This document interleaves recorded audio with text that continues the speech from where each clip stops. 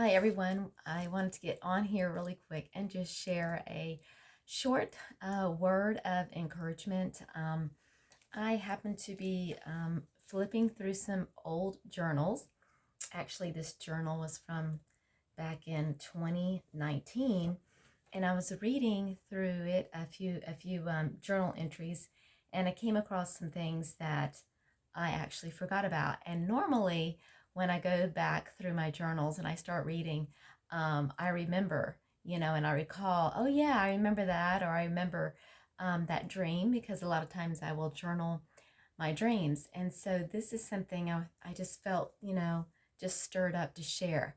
And so this particular entry was back in, like I said, 2019, and it was about a dream that I had. And this was the dream. It had something about I was with a group of people and we were praying and interceding about a situation with a group of people. Okay, let me see. Maybe what it was I was praying and interceding about a certain situation for a group of people.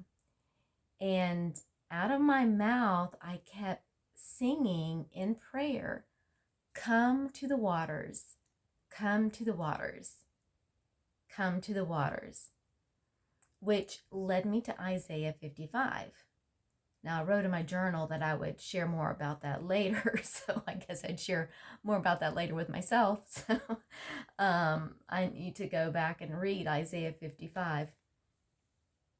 But I felt like the dream, basically, I felt like the dream could have been a call for me to come to the waters and or step out onto the waters, like the story with Peter.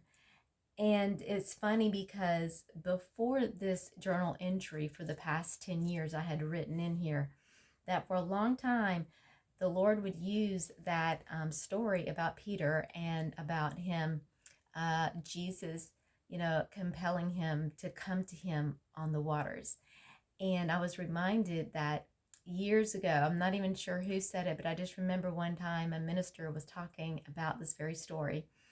And what this minister said was, God would rather us, or Jesus would rather have to pull us up out of the water than for us to remain fearfully seated in the boat. And so I thought, you know what, that's pretty encouraging and inspiring and motivating, because a lot of times, for myself anyway, I sit back and I wait until I feel I have a solid understanding about something, or feel like I know that I'm hearing God clearly before I make a move, because I don't want to make a mistake.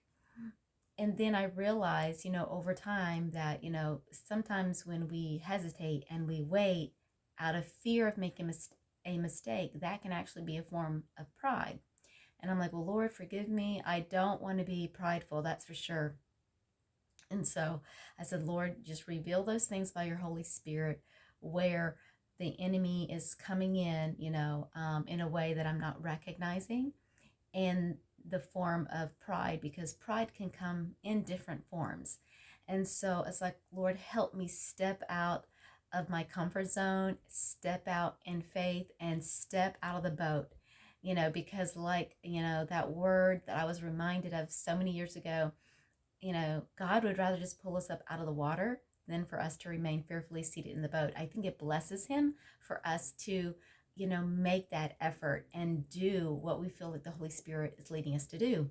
And then I'm also reminded about another word that I don't remember specifically. I think, if I'm not mistaken, it was Paul Crouch from TBN many, many years ago, because, he's gone on to be with the Lord many years ago. But I think it has something to do with the birthing of TBN, if I'm not mistaken.